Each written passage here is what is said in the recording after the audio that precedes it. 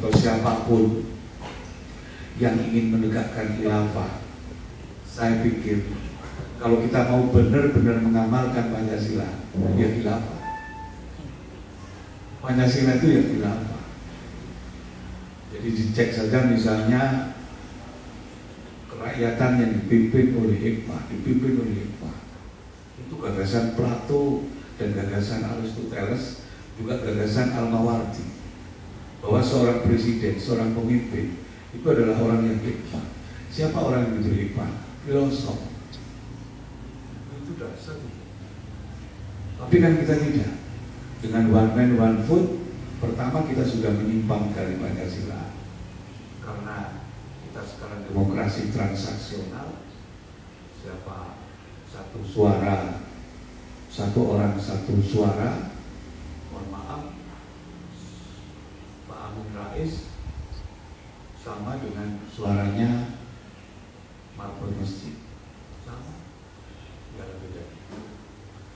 Suaranya seorang presiden sama dengan satu suaranya seorang tukang ojek, nggak ada beda.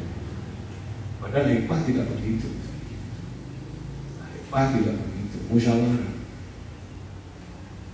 Nah, ulama-ulama kita itu kan pintar sekali menyembunyikan kata. Jangan lupa, salah satu penyusun Pancasila itu juga ada Ki Bagus, ada Ki Wahid. Soekarno saat itu juga sangat kental pemahamannya terhadap Pancasila. Misalnya, seorang pemimpin itu kan dipilih oleh, misalnya khilafah. Khilafah itu ketika dia mencari seorang khalifah. Khilafah itu bentuk pemerintahan, khalifah itu namanya, nama pemimpinnya.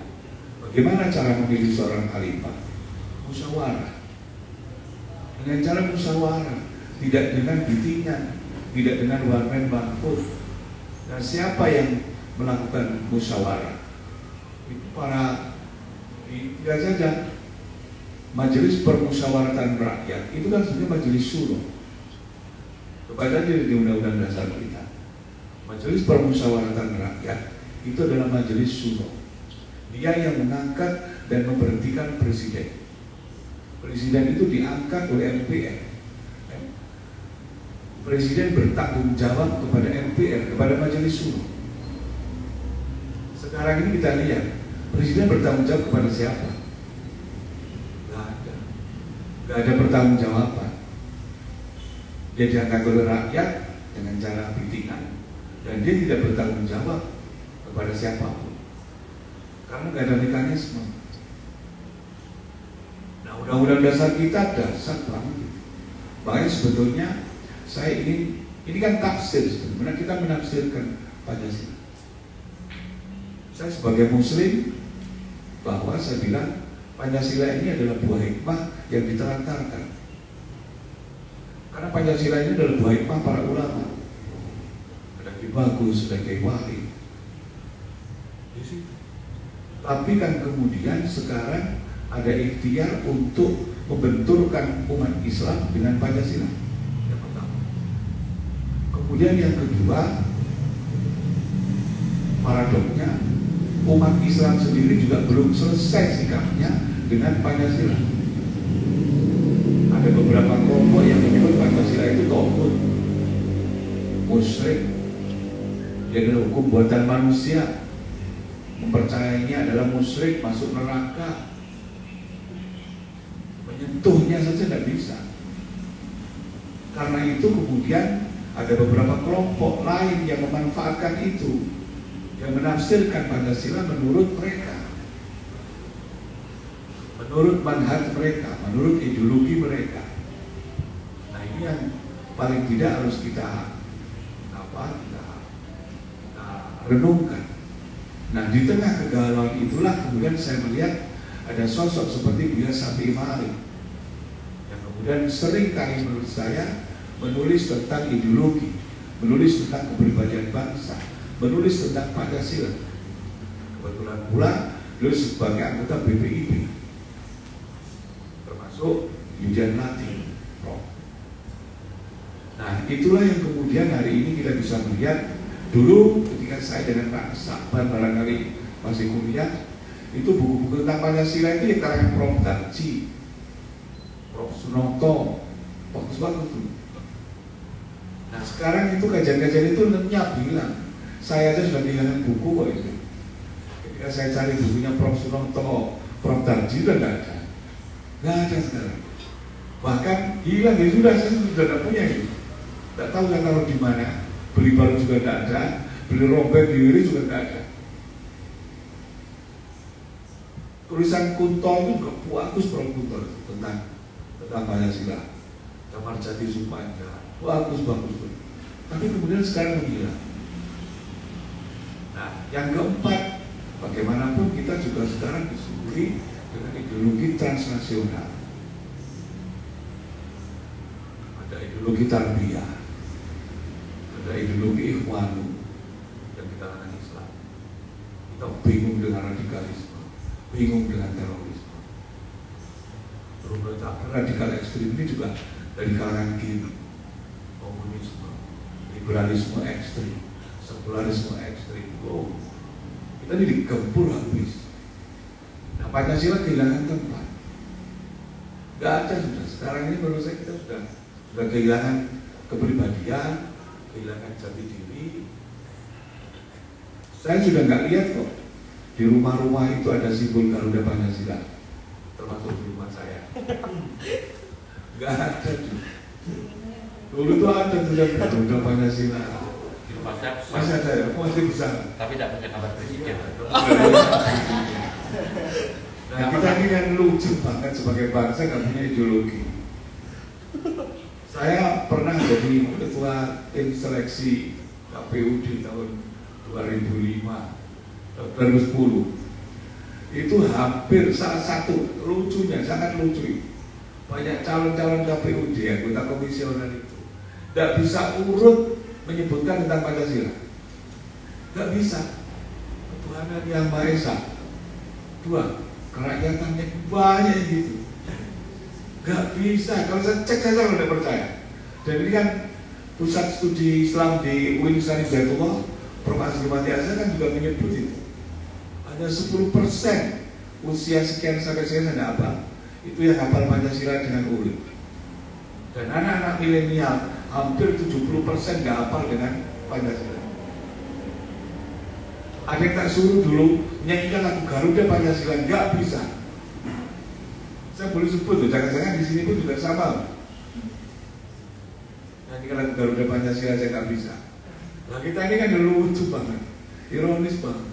Nah itulah makanya kemudian saya mencoba untuk menulis ini. Jujur nanti mungkin saya punya lagi naskah kedua tentang kepemimpinan hikmah itu yang insya Allah nanti akan saya tinjau dari berbagai macam sisi, lebih ke substantif. Kalau ini kan sebetulnya lebih ke formalistik, artinya lebih ke paradigma. Kenapa kita harus kembali ke Pancasila? Seperti itu. Mas Akbar aja yang lama, saya benar aja.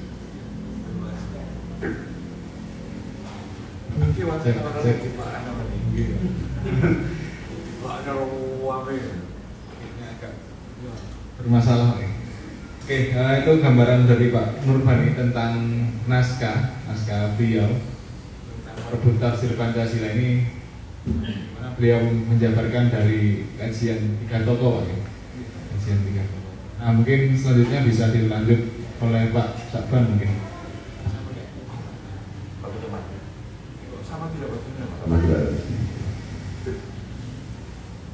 Assalamualaikum warahmatullahi wabarakatuh. Alhamdulillahirrahmanirrahim. Wassalatu wassalamu ala wa ala alihi wa sahbihi ajma'in. Wassalamu sayyidina Muhammad wa sayyidina Muhammad. Saya NU tidak ada sayyidina.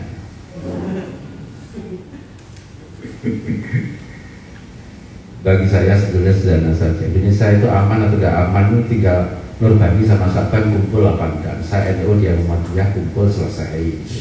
Indonesia bersatu. Betul tidak? Betul. Ya.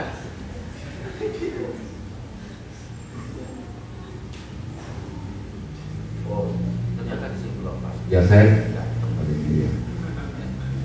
Jadi saya kira dua kekuatan besar terpenting yang menjadi pendukung utama, sponsor utama Republik Indonesia ya Muhammadiyah sama NU gitu ya. Itu kalau dua organisasi ini mufaroqah bubar Indonesia, bubar Indonesia.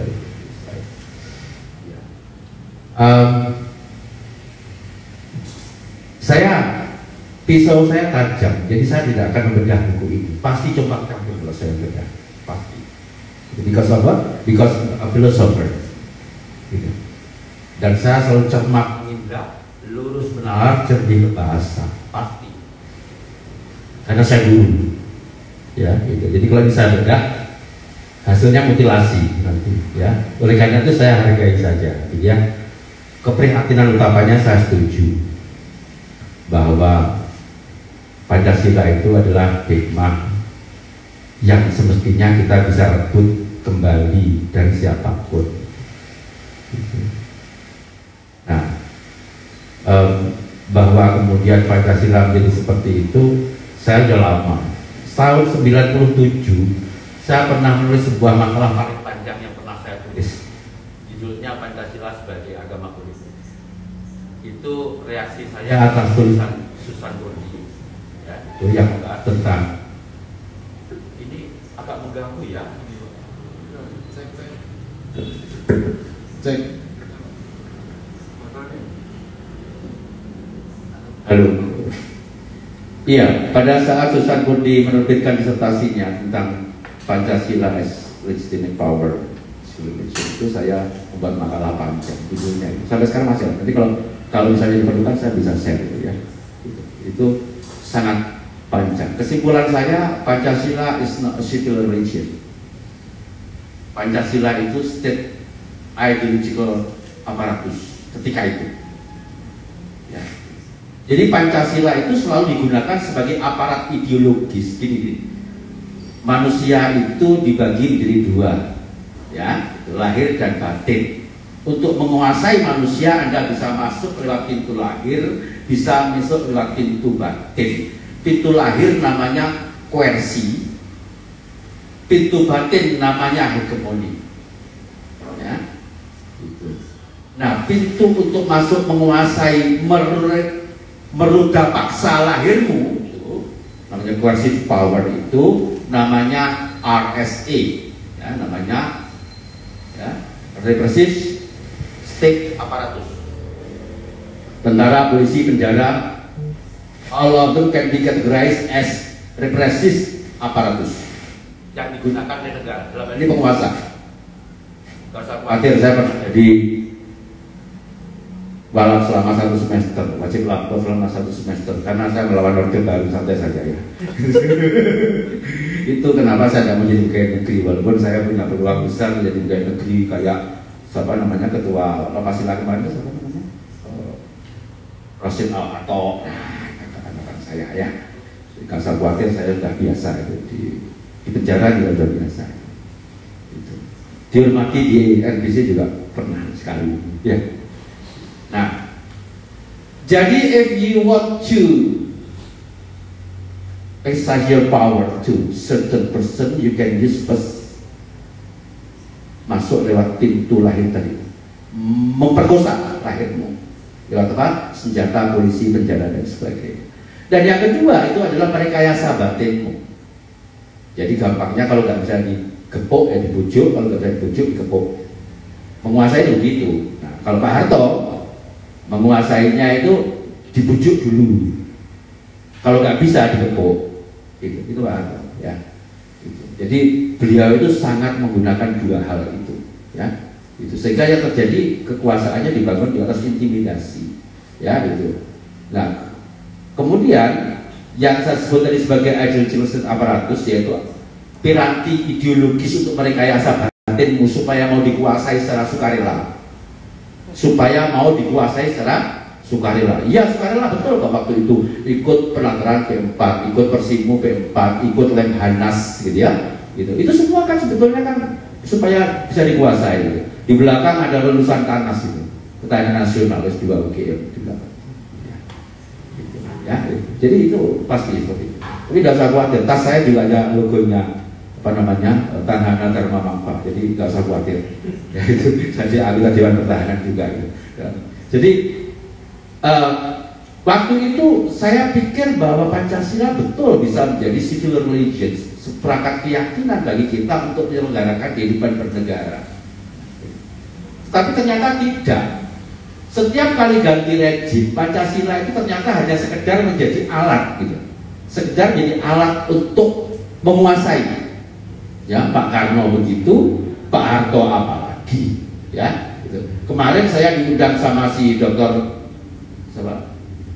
Dosen UN, Nurdin mantan KPU Tanggerang. Nurdin ya, dia punya channel nama Din itu. Ya bahas soal HIP. Sumpah mampus ketika itu saya kira HIP itu hubungan industrial Pancasila. Ternyata enggak. Ternyata undang-undang haluan ideologi Pancasila. Ini apa lagi saya bilang gitu. Dan Pancasila dikembalikan dalam rumusan zaman Pak Karno yang kita sudah selesaikan lewat BPUPKI atau PKI. Betul kan? Bahwa rumusan kita itu adalah Piagam Jakarta diulangi 7 kata itu. Sehingga kalau saya membacanya seperti ini, ini keren. Saya kalau baca Pancasila ini begini, saya warga negara Republik Indonesia, gitu ya, gitu.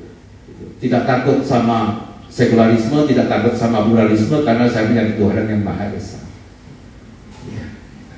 Saya warga negara Republik Indonesia, saya tidak silau dengan humanisme, karena saya punya kemanusiaan yang adil dan beradab. More than humanism.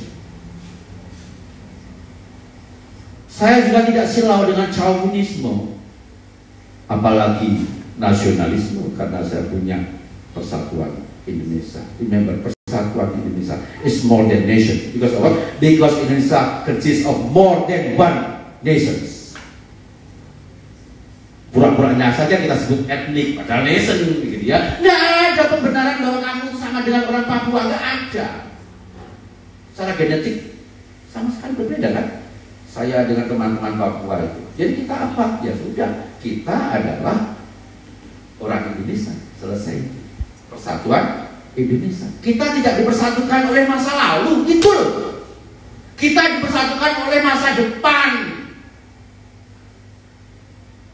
Kita tidak dipersatukan oleh genetika, bukan oleh cita-cita kemanusiaan, sebagainya itu.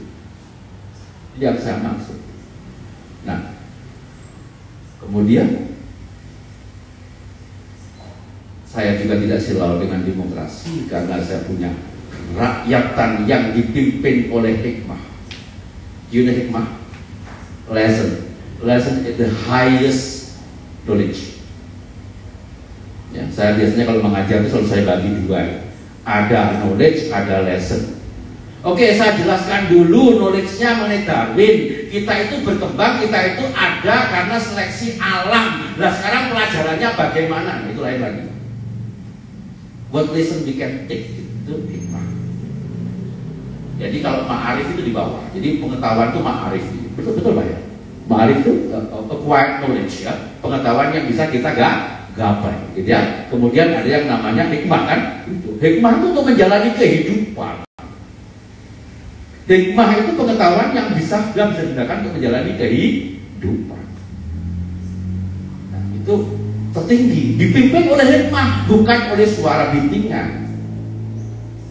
Ya. Sudah oleh hikmah masih ditambah lagi, gitu ya. Kebijaksanaan, bijaksana, arif. Dalam Islam itu bahasanya kan ma'ruf. Arif itu kan bijaksana itu. Ma'ruf, what is ma'ruf? Ma'ruf is a kind of activity, a kind of effort in which we use our hasanah intention with hikmah methods and maslahah in impact. Jadi yang namanya bijaksana itu adalah usaha yang dilandasi oleh niat hasanah, dilakukan dengan cara berhikmah dan memberikan akibat maslahah. Itu kalau ukurnya. Mau lihat orang bijaksana atau tidak, itu lihat. Tanya ya, niatnya baik apa tidak, caranya baik apa tidak, akibatnya baik apa tidak. Bayangkan kalau negara ini dipimpin oleh hikmah, ditambah dengan kebijaksanaan tadi. Mau bikin peraturan presiden, dipikir dulu, dibicarakan dulu. Is that true that intention is good? Tanyakan dulu. Nah, good ini juga macam-macam. Ada good life, ada good living. Good living itu cita-citanya hewan. Good life lah cita-citanya manusia. Ya kan? Makan enak kepenak itu good living, Mas. Ya kan? Itu penghidupan yang enak, yang baik. Tapi kalau ya, good life itu kan soal bagaimana kita menjadi manusia. Soal karakter, soal etika. Oleh hikmah kebijaksanaan dalam musyawarah. Jadi saya ya musyawarah dari kata yang sama dengan syura tadi ya. Itu dan perwakilan. Saya nggak tahu kalau soal perwakilan itu apa betul, tapi saya sih setuju saja. Yang penting pokoknya dipimpin oleh hikmah dan kebijaksanaan. Mau perwakilan mau langsung terserah kalau saya gitu ya. Yang penting harus dengan hikmah dan kebijaksanaan. Bukan dengan suara terbanyak. Dan yang terakhir, saya tidak silau dengan sosialisme dan komunisme karena saya punya keadilan sosial bagi seluruh rakyat.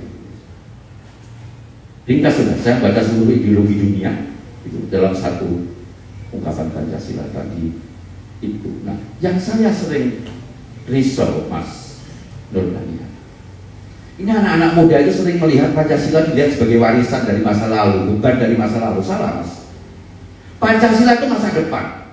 Saya selalu kemukakan Pancasila tidak ada dalam budaya Indonesia. Minimal secara realitas, Pancasila itu masih cita-cita.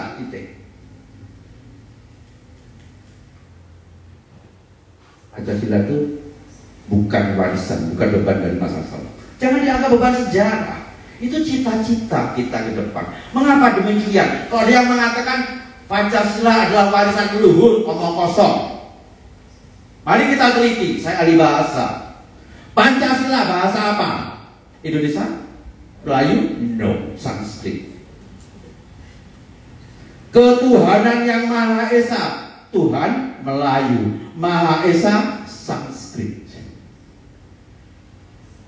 Kemanusiaan yang adil dan beradab, Mansototo Wonge bahasa Arab, adil bahasa Arab, adab bahasa Arab. Persatuan Indonesia, Persatuan Melayu, Indonesia itu bahasa Yunani. Kerakyatan rakyat Arab, ya kan? Yang dipimpin Melayu oleh hikmah Arab, kebijaksanaan Sanskrit Jawa, Wicaksono. Dalam permusyawaratan Arab lagi, perwakilan Arab lagi. Yang terakhir keadilan Arab bagi seluruh rakyat Arab, Indonesia, Yunani. Setiap kata adalah tanda. Penting dan tidak penting. Penting menjelma selaksa kata, tak penting tak sebab mengkata. Kalau tidak ada kata Indonesianya berarti itu bukan Indonesia. Itu impor.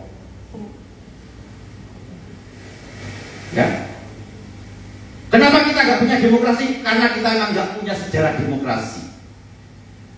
Ibu-ibu, kenapa nggak ada kata menopause? Karena dianggap tidak penting. Ya, itu. Ya. Jadi kalau Anda belajar sosiolinguistik, kita akan tahu kata itu kalau penting itu pasti banyak. Lihat saja beras itu, gabah, pari, pantun, ya itu beras, las, sego, ya nasi, apalagi upo, ya itu karak, ya. So we have so many words to refer the same word, rice. Kenapa? Karena kita masyarakat beras. That is why we have so many words. Jadi kalau kata-kata Pancasila itu belum ada, percayalah itu warisan cita-cita, bukan warisan keadaan. Kita belum pernah punya masyarakat Pancasila. Itu menjadi cita-cita. Anak muda, marilah kita gunakan ini sebagai panduan menuju ke depan. Gitu ya. Saya tidak melihat yang lebih bagus ketimbang Pancasila. Saya baca seluruh ideologi, saya baca Susan Kodi, saya baca sahabat saya Wahyu siapa namanya, Yudian Wahyudi itu. Ada foto saya dengan beliau. Saya juga dapat buku langsung dengan Yudi Latif itu. Saya ngobrol dengan Morfit, penulis buku Pancasila Ortodoksi. itu kesimpulannya bahwa Pancasila itu satu mata air kebijaksanaan kita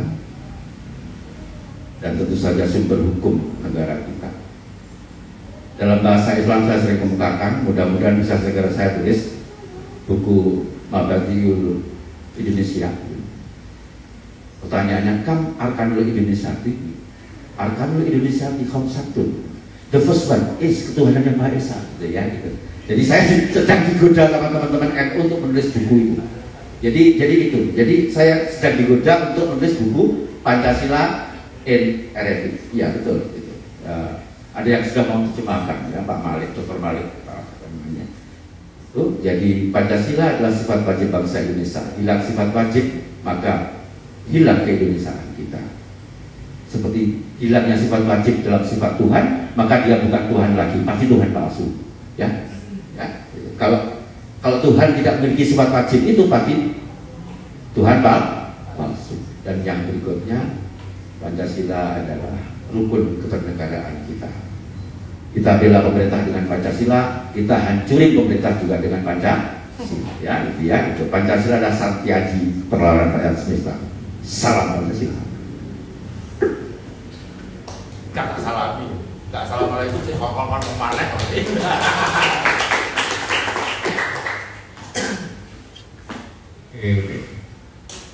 Kita beri jeda sedikit mungkin. Mungkin saya persilakan teman-teman dulu sebelum kita lanjut ngobrol lagi. Dari teman-teman mungkin ada yang ditanyakan dulu. Oh iya, silakan Mas. Oh iya, ya wes. Nyaring Kenceng aja, ya. Sinong. Terima kasih. Sambutan. Assalamualaikum warahmatullahi wabarakatuh. Waalaikumsalam. Selamat sore. Pancasila adalah cita-cita tadi, Pak. Dan ini Pak, saya juga mengalami kebingungan di buku Filsafat Pancasila ini Pak, ketika Bung Karno itu ingin dilantik menjadi profesor honoris causa waktu itu di Universitas Gadjah Mada. Beliau mengatakan bahwa bukan saya yang membuat Pancasila, dan mungkin saya ingin bertanya, mungkin ada penjelasan yang bisa saya dapatkan hari ini. Arti dari kata itu Bukan saya itu. bukan saya yang membuat Pancasila. Memang bukan. Lah, iya maksud saya. Terus kemudian pasti kan ada sebab akibat di situ kan juga dijelaskan. Kemudian timbul pertanyaan yang kedua. Sebab ada masa lalu maka ada masa depan, atau akibat ada masa lalu maka terciptalah masa depan. Itu yang mana Pak yang benar? Coba diulangi. Ya dari yang pertanyaan pertama tadi. Tinggal gini aja. Hubungan antara masa lalu dengan masa depan kan? Masa lalu, masa sekarang, masa depan. Iya kan? Yang ketiga yang mana? Kata mana yang tepat untuk menterwakilkan itu? Sebab ada masa lalu maka terciptalah masa depan, atau akibat ada masa sebab ada masa lalu maka ada masa depan, atau akibat adanya masa lalu maka terciptalah masa depan. Coba belajar silogisme kategoris. Nanti mudah. Pikiran bulat seperti ini gaya Indonesia. Betul ya? Ya, oke. Ada yang namanya non-scriptor, jadi itu melompat, tidak selalu berhubungan antara masa lalu dengan masa depan. Jadi tidak selalu berhubungan sebab akibat antara masa lalu dengan masa depan. Ada yang namanya decoupling, ada yang namanya discontinuity. Jadi itu bahwa dalam sebab akibat selalu ada time order namanya, urutan waktu itu iya. Tapi tidak semua time order itu adalah sebab akibat. Yang pertama tentang soal Pak Karno dan Pancasila. Pak Karno saya kira salah satu yang menyimpang sangat penting dalam perkembangan Pancasila dan kemudian memberikan legitimasi politik terhadap Pancasila. Tapi kalau saya sebagai warga Indonesia yang tidak tahu menahu soal itu, gak dosa, gak masuk neraka, gak dosa Indonesia itu tidak apa-apa ya. Gitu. Kalau kita ya sudah kita pakai saja yang sudah ada di konstitusi kita, yaitu Pancasila yang kita kenal tadi itu. Nah, itu yang kita terima. Jangan yang lain-lain lagi. Kita masa bongkar-bongkar lagi gitu ya. Sudah selesai rumusan Pancasila, sudah selesai di yang terpampang di mana-mana itu, atau yang tergambar di dadanya ini yang tadi saya sebut dengan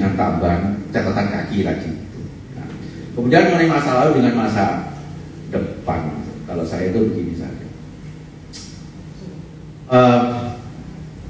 Terkadang kita perlu belajar tentang memahami, ya, gitu. Ada dua macam hermeneutika, gitu. Ya, ada hermeneutika intentionalism, ada hermeneutika namanya Gadameria. Maksud saya begini, ketika saudara membaca kalimat apapun, sebetulnya saudara bebas untuk menafsirkan apa saja. Makanya sampai ada kata-kata menurut tafsir itu. Nah, makna yang sebenarnya itu adalah yang disebut sebagai the fusion of two horizons between the author and the reader. Nah, kalau saudara bisa memahami pernyataan saya, berarti kita punya shared meaning tadi itu. Nah, kalau tidak, berarti ada jalan sendiri, dia jalan sendiri. Tidak ada komunikasi. Jadi, kalau saya, apapun saja, mau warisan, mau apa saja, pada akhirnya toh Anda harus meletakkan dalam konteks hidup Anda. Ya, Pancasila disebut sebagai warisan atau disebut masa depan, ya, pada akhirnya diletakkan di sini. Terus warisan lapo, ya, kan ini kalau pentingnya juga, gitu ya itu. Apakah Pak Sabar itu yang setuju sejarah gila kan? Oh tidak. Saya memahami bahwa yang ahistoris itu pasti cacat, gitu ya, yang ahistoris. Gitu. Tetapi jangan sibuk lagi kembali kepada rumusan sebelumnya. Keberatan saya kepada undang-undang HIP, ya itu, diantaranya adalah mengembalikan Pancasila dalam cita rasa Soekarno. Kita ngongkreh lagi, sudah selesai kita di konstitusi, termasuk sudahlah kita ikhlas yang 7 kata setelah ketuhanan yang Maha Esa itu sudah selesai, ya gitu. Energi kita jangan dibuang-buang untuk hal-hal seperti itu, ya. Saya kira itu ya. Wih, langsung kenceng pertanyaannya. Lagi teman-teman? Oh iya. Baik, assalamualaikum warahmatullahi wabarakatuh. Jadi saya cuma ini ya, maksudnya saya hidup di zaman dimana orang-orang mengatakan bahwa saya ini adalah Pancasilais, saya ini Pancasila. Tetapi ketika mereka duduk berhadapan, tidak menunjukkan bahwa dia sedang berpancasilais. Artinya apa? Bahwa ketika memberikan suatu keputusan atau suatu persoalan yang ada, kadang-kadang kita melihat bahwa keputusan itu tidak dirumus secara bersama. Berarti secara tidak langsung dia sedang tidak mengiklankan dirinya bahwa dia tidak berpancasilais. Jadi saya menemukan beberapa fenomena yang benar-benar ketika dia berbicara, tapi aplikasi dalam berbicaranya sangat rentan sekali. Hampir kita tidak menemukan hal seperti itu. Banyak kajian yang membicarakan tentang Pancasila. Dari hampir setiap mau 1 Juni atau apa, hari-hari peringatan Pancasila, kita sering mendengar kajian itu. Tapi setelah kajian itu habis, sudah selesai. Ketika musim politik datang, musim pilkada datang, orang menjualkan Pancasila untuk memenangkan partai kemenangannya. Jadi sebenarnya Pancasila ini digunakan untuk apa? Apakah ketika pada perayaan momen saja, ataukah dijual untuk memenangkan partai politiknya sebagai suatu hal modal untuk supaya mendapat suatu tempat yang layak dihargai. Jadi ketika saya membaca merebut tafsir Pancasila, konotasi merebut saya ini mungkin analisa saya, maksudnya kesannya memaksa gitu kan. Jadi saya memaksa tafsir Pancasila itu harus kembali kepada nilai luhurnya. Apakah mungkin saya lebih mau menanyakan kira-kira makna dari merebut tafsir Pancasila yang sesungguhnya itu seperti apa? Karena saya bingung sebenarnya apa yang harus direbutkan lagi. Kita bangsa Indonesia sudah mengetahui tafsir Pancasilanya. Kenapa sesama kita harus merebut tafsir Pancasila lagi untuk menerangkan kembali kepada orang-orang yang sudah mengetahuinya? Mungkin hanya itu saja. Bisa Pak Nurbani dulu baru Pak Sabar. Terima kasih. Ada satu hal. Saya coba kembali ke belakang. Saya menambah sedikit pertanyaan yang pertama. Masa depan dan masa lalu itu bukan sesuatu yang parsial. Jadi kalau dalam bahasa Mawardi, apakah akhirat itu sudah ada? Mana lebih dulu dunia? Kalau anggap saja dunia itu adalah masa lalu, akhirat adalah masa depan, maka sesungguhnya dua-duanya sekarang sudah ada. Jadi tidak bisa dipisah. Jadi tidak ada pertanyaan mana lebih dulu, masa lalu baru tercipta masa depan, atau karena ada masa depan tercipta masa lalu. Itu adalah sesuatu seperti koin. Jadi tidak bisa dipisah. Makanya kan konsep Islam itu Rabbana atina fid dunya hasanah wa fil akhirati hasanah. Jadi dua-duanya itu sudah. Saya melihat begini. Saya khawatir bahwa hari ini Pancasila yang kita pahami adalah tafsir masa lampau. Ini yang jadi tafsir masa lampau, filsafat masa lampau, klasik yang kemudian menjadi bahan sejarah. Karena itu kita juga punya sejarah Pancasila, termasuk siapa yang merumuskan, kapan hari lahir, dengan legitimasi politik. Nah, saya mencoba merebut konsep pemikiran primordial. Saya sebagai Muslim, saya merebut komunis menurut selera mereka. Pancasila ditafsir oleh orang CSIS, di belakangnya orang-orang Kristen, orang-orang Muslim. Itu yang saya maksud. Merebut, ya. Hari ini kita harus merebut. Itu pikiran saya. Saya akan menafsirkan ketuhanan menurut pikiran saya sebagai Muslim. Saya akan menafsir kemanusiaan berdasar pemahaman saya sebagai Muslim. Saya juga akan menjelaskan bahwa Pancasila itu sebetulnya adalah buah pikir para ulama. Jadi itu. Jadi ketuhanan yang Maha Esa. Kenapa Ki Bagus memilih ketuhanan yang Maha Esa? Terserah dari bahasa apapun, tapi itu dalam bahasa tauhid. Esa menunjukkan kesatuan. Itu yang kenapa Ki Bagus kemudian merelakan 7 kata dihapus menjadi ketuhanan yang Maha Esa. Termasuk kemanusiaan, persatuan, ukhuwah, kerakyatan, keadilan, semuanya saya pikir harus ditafsir menurut Islam. Karena saya sebagai Muslim, itu yang dipahami. Bugis sebenarnya masih belum kalau saya sebetulnya. Karena mau masuk ke situ agak takut saya. Sungkan saya baca, sungkan. Nah, ini yang harus dipahami bersama.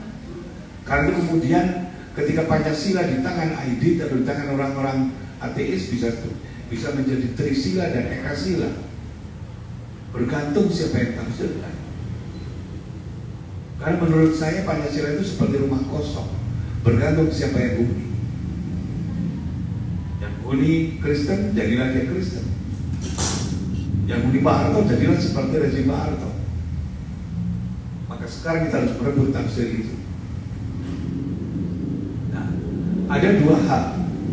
Nahdlatul Ulama menyebut Pancasila adalah sesuatu yang final, harga mati. Dalam konsepnya, termasuk Muhammadiyah Darul Adli wa Syahadah. Ini 2 hal yang menurut saya sangat berbeda, meskipun kelihatannya sama. Muhammadiyah menganggap Pancasila belum final, tapi sesuatu yang dinamis, bergantung situasi dan kondisi. Bukan sesuatu yang final, karena final adalah kematian. Itu yang saya pahami dari Muktamar Makassar. Tapi bahwa hari ini kita hidup di negara Pancasila, yes, ya, dengan segala macam tafsirnya. Dan ini memang jujur harus kita akui, hari ini kita punya tafsir sendiri-sendiri tentang Pancasila. Siapa berhak menafsir? Dulu zamannya Pak Harto, BP7 yang paling berhak menafsir. Selain tafsiran BP7 salah. Termasuk kemudian ada 37 butir Pancasila, Kamu nggak tahu nggak? Tahu, saudara-saudaranya sudah nggak tahu. Sudah 45. Dulu ada butir-butir Pancasila 37 jumlahnya. Dan itu sudah hilang sekarang. Sekarang siapa yang berhak menafsir? Pak Sabdan menafsir, saya juga menafsir. Dengan latar belakang masing-masing. Dengan latar belakang politik, pemahaman, keagamaan, manhaj, ideologi, dan itu nanti yang akan bagaimana kemudian Pancasila berwujud. Siapapun boleh menulis tentang Pancasila. Nah, sekarang mari juga, sebetulnya ini sebetulnya adalah pintu bagi saya agar orang-orang Islam kembali menulis tentang Pancasila. Kita rebut kembali, kita tafsir kembali, kita tafsirkan kembali menurut versi kita. Sementara dulu kita sekarang nggak ada, siapapun bebas kok. Pak Sapan juga bebas menulis, menafsir apapun tentang Pancasila. Saya juga bebas menulis apapun tentang Pancasila. Termasuk adik-adik, bebas sekarang.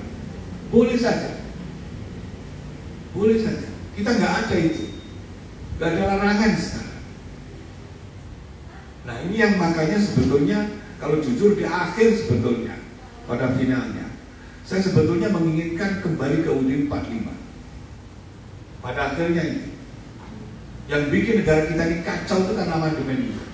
Meskipun dengan sangat sungkan saya bilang siapa yang melakukan amandemen itu? Dia menurut saya melakukan dosa besar. Ketua umum Dosa besar membuat kita kacau balau. Kacau balau kita. Kacau balau. Itu karena tafsir kita tuh benar berubah-ubah, beda-beda. Masing-masing orang beda. Apakah kemudian PDIP cocok dengan tulisan ini? Nggak cocok sama sekali. Meskipun saya juga ketua Bamusi, nggak cocok dengan tulisan kayak begini. Kita tahu mereka seperti apa. Nggak cocok. Dan saya nggak apa-apa. Oh, kita menafsir kok. Nah, kita harus lakukan itu. Jangan sampai kemudian Pancasila dimiliki orang lain. Kemudian kita musuhi Pancasila, diusir sampai. Saya bilang sama teman-teman nanti, ngapain pendidikan khilafah? Oh, Pancasila itu sudah khilafah. Sudah khilafah. Ngapain? Bikin apa? Sesuatu yang sangat akhirnya dibubarkan. Coba mereka mengamalkan Pancasila dengan sungguh-sungguh. Khilafah. Pak Harto itu kan dipilih oleh musyawarah, oleh majelis syuro. Dan khilafah khalifah itu kan tidak ada batasan periode. Gak ada khalifah itu 2 kali periode, tidak ada. Makanya Pak Harto itu sangat islami banget, kalau 5 periode tidak apa-apa kan? Khalifah itu ya begitu.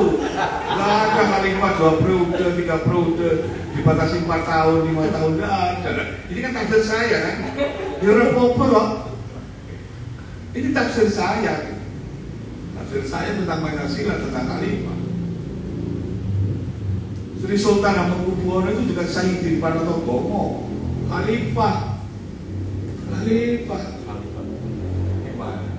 Kita ini sudah khalifah sebetulnya, sudah khilafah. Cuma kita itu kadang-kadang dengan istilah aja yang kurang care. Majelis Syuro itu khilafah. Kita bermusyawarah, itu caranya begitu. Dan dipilihlah orang-orang yang punya hikmah. Sekarang kan tidak. Siapapun yang punya uang nggak perlu tidak punya pendidikan. Di kota saya ada itu ketua seorang partai besar pidato di sidang paripurna karena apa? Ajudannya sekurinya nulis disingkat-singkat. Bapak-bapak itu kan bapak 2 itu kan bapak-bapak, ibunya juga itu sih ibu 2 gitu. Jadi kepada yang terhormat bapak 2, ibu 2, tapi dia pemegang legitimasi politik tertinggi di sebuah kota. Masih bapak-bapak tahu tuh bapak 2 kata lapo. Salahmu aku milih aku. Nah itu kan yang sekarang terjadi modelnya begitu. Nah, saya ingin sebetulnya Kalau saya tulis merebut, ya, tendensius sangat. Karena situasi kita memang menagih seperti itu. Sekarang kita ditagih untuk seperti itu. Sekarang ini umat Islam dalam kondisi yang kurang bagus, tidak punya hubungan yang bagus tentang Pancasila. Kita harus ubah. Hampir semua radikalisasi, gerakan terorisme, fundamentalisme menyebut Pancasila itu tokoh. Jelas, semua alasannya begitu. Hari ini pun saya juga masih belum jelas. Ketika saya puasa Ramadan ini, saya mengamalkan Islam atau mengamalkan ketuhanan. Kita puasa Ramadan kan? Kalau Pancasila kan kita termasuk mengamalkan sila-sila pertama Pancasila. Lalu kalau kita mengamalkan sila pertama Pancasila, kalau pahala. Nah kalau kita mengamalkan, repot. Ini kan ini beberapa sesuatu yang masih belum selesai di kalangan umat Islam. Dan ini harus kita selesaikan. Karena kemarin kita bicara begini itu basa-basi. Karena ada aturan-aturan yang rigid banget. Saya kebetulan juga ketua Majelis Ulama Indonesia Kota Batu. Saya tahu bagaimana suasana batin orang Islam kepada Pancasila. Seperti yang ditafsir Pak Sakban itu kan, menurut saya Majelis Ulama Indonesia itu tafsir sekuler, togut. Dan saya tidak butuh tafsir kayak begitu. Apapun itu, mau Yunani, Sanskrit itu togut. Menurut saya, gitu. Maka saya harus butuh tafsir baru. Itu togut impor bisa. Iya, tafsir baru yang sesuai dengan kaidah Islam. Mestinya begitu. Harus kita lakukan itu. Teman-teman PMI, GMNI, IMM beda-beda. Pancasilanya beda-beda. Ini harus kita, apakah disamakan? Tidak perlu. Tapi kemudian barangkali Bung Karno punya ide bagus, punya istilah bagus tentang Bernstein how, tentang cita-cita, philosophy groundslag. Karena itu tidak apa-apa. Sebagai cita-cita masa depan, no problem. Apakah Pak Soekarno itu perumus penggali, gak ngurus. Tapi kemudian juga, nah sekarang orang anak-anak milenial itu menyikapi Pancasila gimana? Gitu. Sekarang ini dengan diserbu ideologi tarbiyah ini, posisi Pancasila di mana? Ini yang harus kita tegakkan lagi, kita dudukkan lagi secara proporsional. Itu yang harus kita lagi. Itu dulu buku itu sebetulnya. Saya tidak baca sejarahnya, karena sejarahnya polemik. Kita hari lahirnya tentang polemik. Siapa perumus, penggali, penggagas, berpolemik, tidak selesai. Dan saya tidak mau bermain-main yang di situ. Bagaimana itu sudah selesai masa lampau. Nah sekarang bagaimana kita menafsir Pancasila? Sama berhak menafsir Pancasila menurut milenial. Anakku ketika tak baca buku ini gak ngereken. Buku apa? Lo iya jujur aja. Semua buku apa? Gak ngereken, kita saya berduyung-duyung loh. Kamu kuliah tak bayarin kok, buku ini loh seorang ngurus. Itu. Nah ini kan harus begitu. Jangankan Pancasila yang bikinan manusia. Lo agama aja yang dengan ditafsir milenial habis kok. Quran aja habis kok. Apalagi sebagian ini. Nanti bicara ontologis, epistemologis, aksiologis, malah dikuyu-kuyu sama anak sekarang. Kan terlalu berbelit-belit pun ya. Loh, ngantuk itu. Karena pikiran-pikiran kita sudah pikiran-pikiran tua. Saya ini sudah dianggap masa lampau. Konsep-konsep saya ini sudah masa lampau. Anak-anak itu sudah gak percaya, anak-anak milenial itu sudah gak mau pakai sabun batangan, udah pakai sabun cair. Lah aku itu masih suka pakai sabun batangan, karena ada sabun cair gak nguruh, masuk galiji gak popo, sing penting nguruh. Oh, ini kan beberapa hal yang suka itu. Semua makanan yang saya makan anakku tidak suka. Kau senang sate kambing, orang senang kambing kan senang. Ini pangananku geprek. Nah aku geprek gak pedas. Dari Makassar itu udah beda-beda. Apalagi Pancasila. Nah ini yang harus kita proporsionalkan.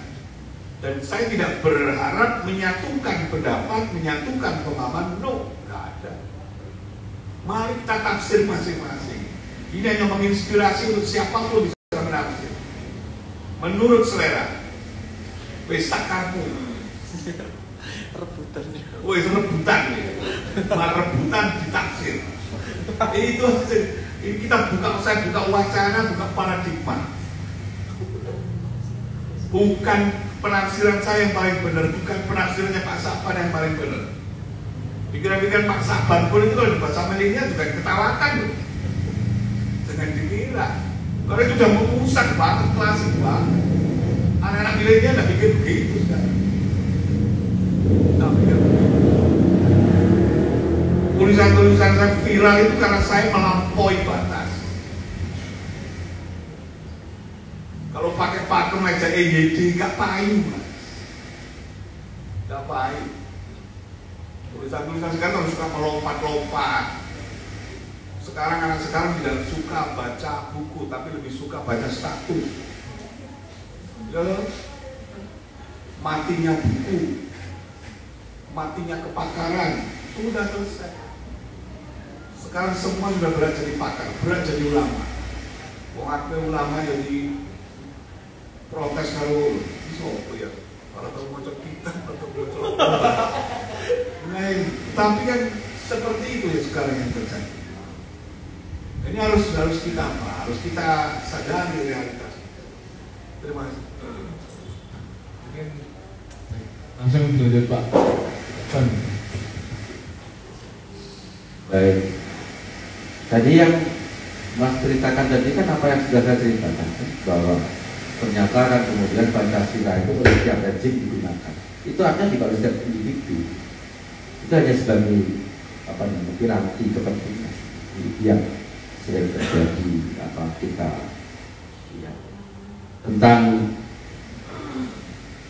semua orang berhak menafsir ya memang iya sesuai prinsip. Dan terus kan mengatakan bahwa di author is dead. Bukan begitu kata-katanya, sebetulnya lengkapnya itu begini, bahwa the birth of the leader is at the cost of the death of the author. Mau kamu milenial nggak percaya sama itu terserah. Tapi kalau kamu cari di internet pasti ketemu kata-kata itu, dan saya tidak salah sedikit pun menyebutnya.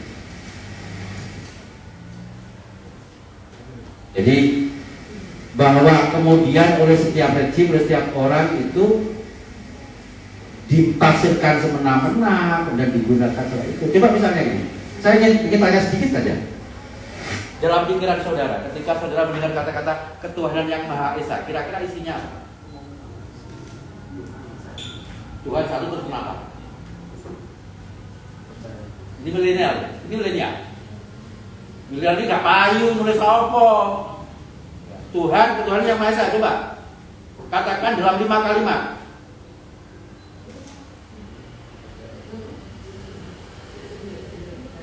Ya kan? Ketuhanan yang Maha Esa, coba Anda buat karangan 5 kalimat dari kata-kata ketuhanan yang Maha Esa. Gak usah bikin undang-undang, Pak, gak usah ya. Apalagi naskah akademik, gak usah. Bikin 5 kalimat dari kata-kata ketuhanan yang Maha Esa.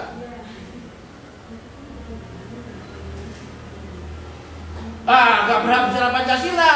Saudara nggak tahu, masa mau mengatakan Pancasila ini nggak bisa. Coba saya ajak, karena saya guru, saya dan saya begini saja. Ketuhanan yang Maha Esa, ke dalam kamu tingkatkan iman dan takwa pada Tuhanmu. Keluar kamu toleransi. Selesai. Ya, Pak, bagaimana Islam kan universal?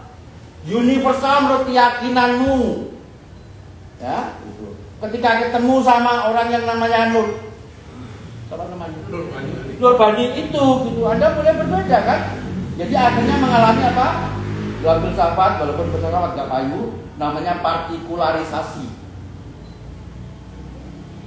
What is universal is only in your mind, not in reality. So when you meet Mr. Nur Bani, gitu ya, your universal faith will become particular, mengalami partikularisasi. Apa artinya? Sesama bis kota dilarang mendahului. Gampang kan? Gampang ya, sesama penjual itu nggak boleh dijelas-jelaskan. Itu kan prinsip milenial, ya. Anda boleh mengatakan produkku yang terbagus, tapi kalau mengatakan produknya si siapa itu? Ketua Kaprodi KBCR, JKR itu jelek itu, kamu dikampung sama dia. Dilaporkan ke YouTube kamu hilang, dilaporkan ke Google kamu hilang, tetap ada etika. Di situ kan? Jadi silakan menggunakan yakin universal, deemblong ya. Itu akas karo cipta karo apa itu, wis apa liyane ya, sumber kencana, Pak, sumber kencana. Enak Mas, jadi sebetulnya itu gampang itu, bahas Pancasila itu. Ya, karena saya setuju boleh menafsir gitu. Sekarang saya kasih ilmunya menafsir. 1, perhatikan teksnya. 2, perhatikan teks sekitarnya. 4, lihat lingkungannya, namanya konteks.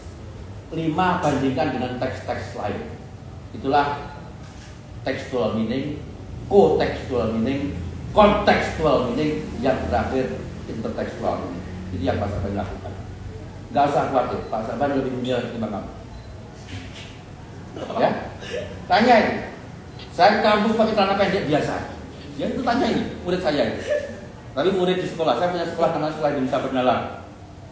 Muridnya dokter-dokter sama profesor. Bener Pak, rektor. Enggak percaya silahkan join. Ya, silahkan join. Di sana siswanya dokter-dokter.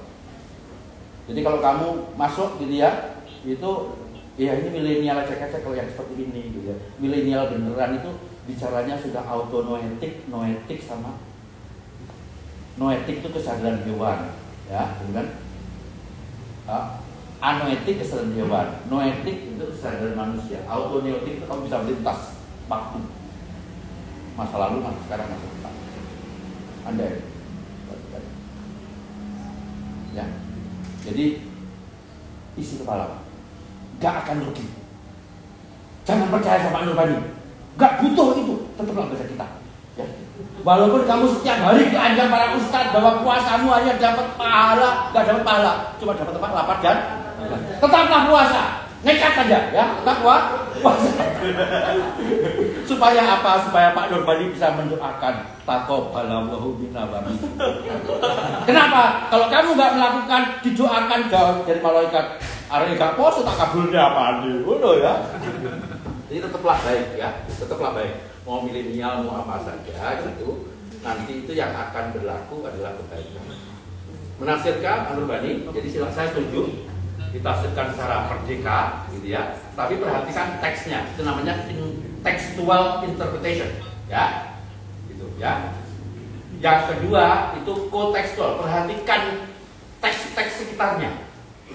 Ya, misalnya kalau di Quran itu misalnya mengatakan misalnya kosong-kosong ini si kosong ini. Kosong-kosong ini kan ala tatakun ya. Betul? Ya. Lah kan kemudian seperti takwa itu apa kan? Ojo golek liyane dhisik. Golek di situ, carinya di situ dulu, ya. Pasti ada, pasti Gusti Allah juga ngasih di situ. Ternyata ada misalnya alladzina yu'minuna bil ghaibi ya. Itu kan kata depannya kan alif lam mim dalikal kitabul babi budalil muttaqin. Buat ismu takin alladzina yu'minuna bil ghaibi dan seterusnya. Nah, itu caranya, itu konteks namanya. The text around the text. Jadi teksnya itulah takwa, ya. Teks-teks sekitarnya kamu gunakan untuk menafsir. Hati-hati. Boleh menafsir Pancasila secara bebas, tapi kamu harus tetap belajar tentang teks-teks di sekitarnya. Apa teksnya, bahasanya dikuasai. Ya. Pancasila tak mati panca itu 5 kan repot. Tapi silahkannya prinsipal kan ya repot. Tetap harus memperhatikan teks and then the text around the text ya gitu. Terus kemudian konteks gitu. Nah, itu kan historis gitu ya. Catatan historisnya itu bagaimana? Mengapa? Itu karena mengada itu selalu dalam waktu dan ruang ya. Nah, terus kemudian interteks ya, bacalah didampingi das kapitalnya Marx, didampingi On the Nature and the Cause of the Wealth of Nation-nya Adam Smith gitu ya. Gitu. Terus didampingi sama The Origin of Species-nya Darwin, didampingi sama mukadimahnya Islam malah lali aku. Ya, gitu. Intinya ya Ibnu Khaldun ya, gitu. Dampingi dengan yang lain-lain ya, itu. Nah, sehingga pemahaman itu bagus. Jadi tekstual, kontekstual, intertekstual. Jadi nanti kamu munculnya membaca Pancasila secara intertekstual. Namamu siapa? Razi. Ya. Rozi membaca Pancasila secara intertekstual kan keren. Jadi ya itu anak milenial ya. Gitu ya. Dianu aja, didorong aja, dikasih ilmunya aja, dikasih metodologinya ya. Baca teksnya, teks sekitarnya kayak apa, konteksnya ketika lahir kayak apa, kata-kata tadi, apa namanya, hikmah tadi misalnya, gitu ya. Kemudian dibandingkan dengan yang lain, akhirnya sampailah kita kepada pemahaman yang komplit ya. Saya kira itu dari saya ya. Tapi keren pertanyaannya ya. Suaranya sampai teksan. Mungkin bisa dibantu teman-teman lainnya di Sudah maghrib? Minumnya dikasih dulu karena belum ditutup ya. Nanti mungkin ditutup closing statement dari dua ini, dari penulis, dari Pak Nurbani dan juga dari Pak Saban. Nah sebelum itu mungkin bisa dibagi dulu ini minum dan takjilnya untuk para peserta.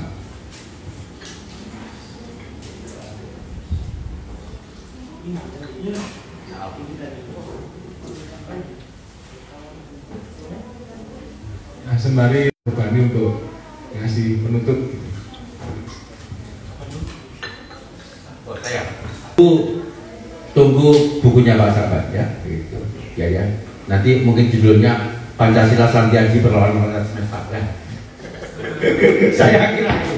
Kan tadi kan, teman-teman milenial, mari kita melawan pemerintah dengan Pancasila, mendukung pemerintah juga dengan Pancasila, ya?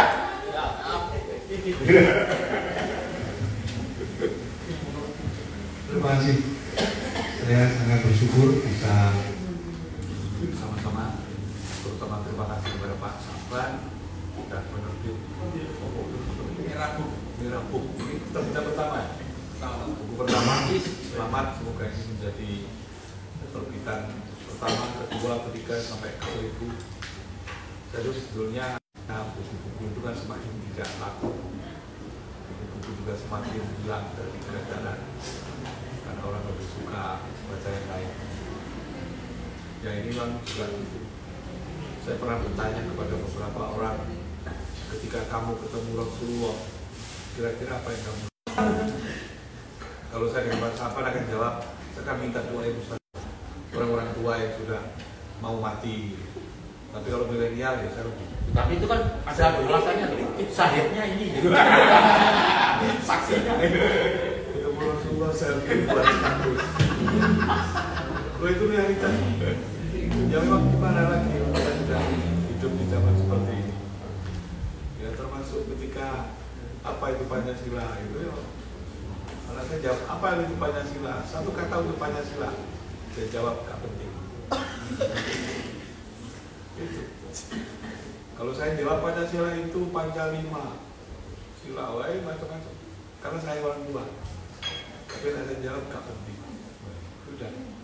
Nah ini kan bagaimana kita kemudian mendudukkan Pancasila dalam situasi zaman yang seperti ini. Itu barangkali saya terima kasih diundang dan terima kasih atas kehadiran semua. Mohon maaf. Terima kasih. Assalamualaikum warahmatullahi wabarakatuh. Waalaikumsalam warahmatullahi wabarakatuh.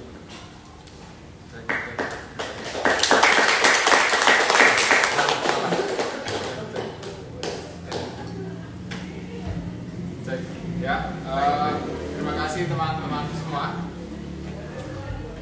Buku pertama dari Merah Books dan juga naskah dari Pak Nurbani telah kita kupas lah ya, tapi nggak dikupas, tapi dihargai. Karena kalau dikupas akan jadi hal yang habis. Oke, semoga ya, terima kasih kepada Pak Nurbani. Kemudian kita juga menantikan naskah Pak Nurbani yang kedua.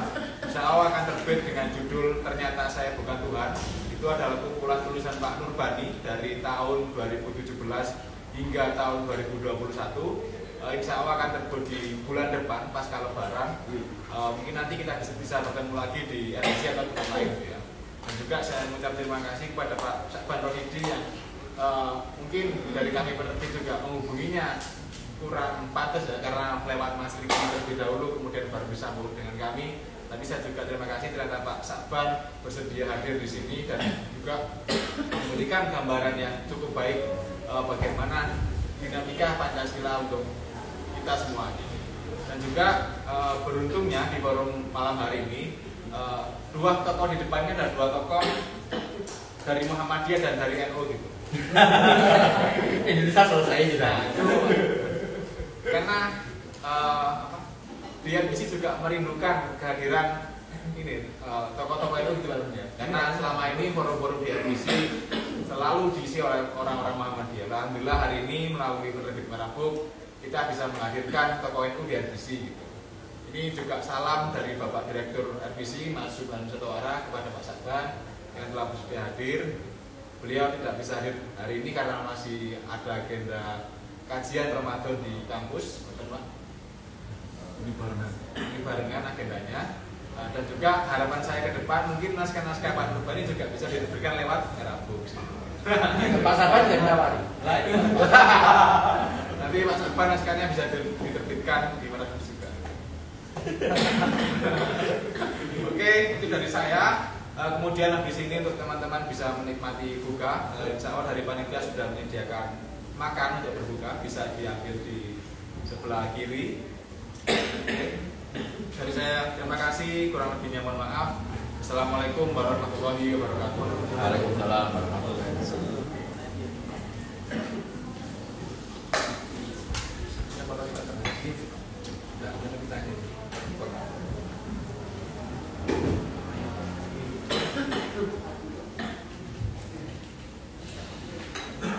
Saya itu berteman baik sama Pak Kapri dari Barong Salah.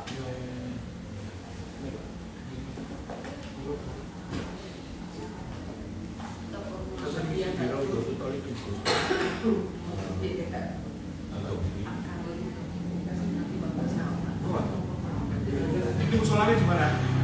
Iya, Sholat dulu Pak ya?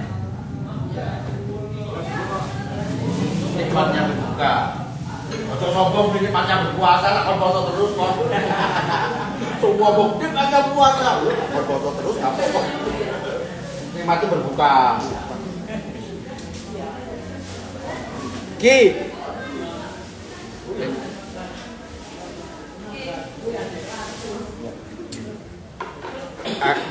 Ya kan, aku ketok serius kan gak gue gitar. Coba aku gue gitar. Dikira aku gak serius. Oh iya. Foto boleh? Foto, nggih. Pak Nurbani. Aduh. Roh aku potongannya dari ketoro.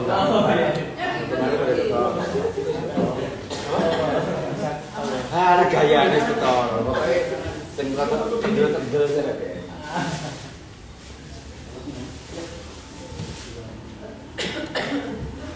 Nah, ini loh foto di sini.